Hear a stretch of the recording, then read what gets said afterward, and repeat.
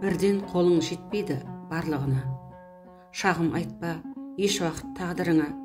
Сырты күліп жүргенмен адамдардың жетісіп жүргені жоқ барлығы да.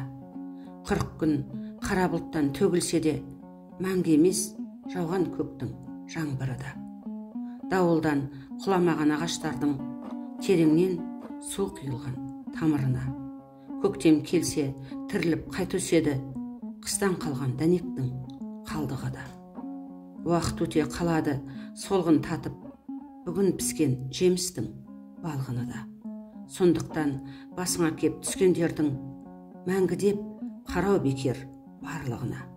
Сен анау, мен мынау деп айтқанымен бірден бола салмайды барлығы да.